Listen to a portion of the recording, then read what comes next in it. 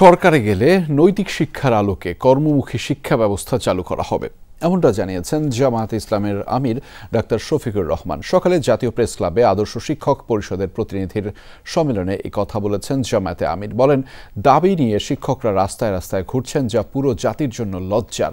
এ সময় শিক্ষক নেতারা সরকারের কাছে 15 দফা দাবি জানিয়েছেন। হজ করেছি, ব্যাংকে কি করে টাকা জমাই বলেন? ইউসিবি তাকওয়া পরিপূর্ণ ইসলামিক পন্থায় পরিচালিত ব্যাংকিং।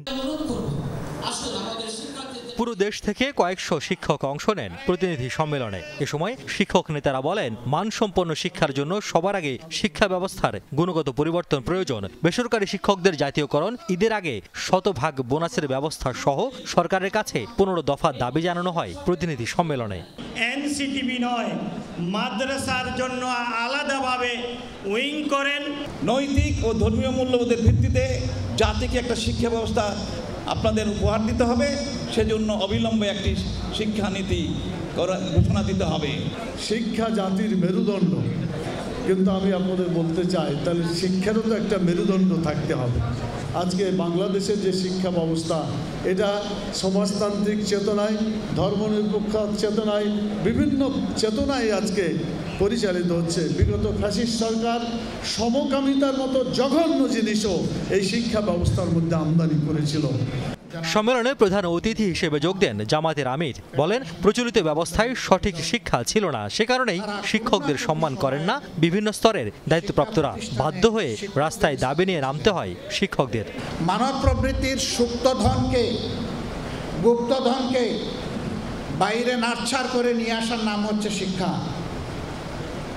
আমরা সেটা পারিনি বলেই আজকে ছাত্রদের দুয়ারে শিক্ষকদেরকে এইভাবে অসহায়ের মতো দাবি পেশ করতে হচ্ছে। ওই শিক্ষাটাই আনতে হবে, যেই শিক্ষায় দাবি আদায়ের কোনো প্রয়োজন হবে না।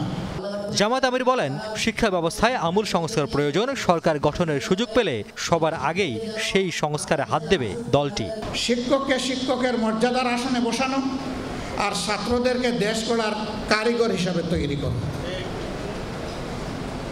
যাতে একজন ছাত্রের হাতে তার শিক্ষার পাঠ চুকানোর পরে যেভাবে সার্টিফিকেট আসবে, কাগজের সার্টিফিকেট, ঠিক তেমনিভাবে তার কাছে আসবে কাজের অফার লেটার।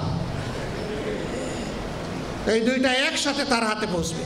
মাগুরায় শিশুর উপর পাশবিক নির্যাতন পুরো জাতির বুকে ছুরিকাঘাত বলে মনে করেন ডাক্তার শফিকুর রহমান। মাগুরায় 8 বছরের একটা শিশুর সাথে তার আপনজনেরা যে আচরণ করেছে, বিশ্বাসে ছুরিকাঘাত করে, এটা গোটা মানবতার প্রতি তারা ছুরিকাঘাত করেছে। এটি হচ্ছে পশুত্বের শিক্ষা। এই শিক্ষা থেকে বের করে এনে আমাদের দেশে আমরা দিতে চাই আল্লাহর দেওয়া মানবিক শিক্ষা। সম্মেলনে সবাইকে ইনসাফে ভিত্তিক সমাজ গড়ার আহ্বান জানান জামায়াত আমির। এই কোরআন মনে রাখবেন শুধু মুসলমানদের প্রপার্টি না, এই কোরআন হচ্ছে বিশ্ব মানবতার প্রপার্টি। রিয়াজ রায়হান, যমুনা নিউজ, ঢাকা।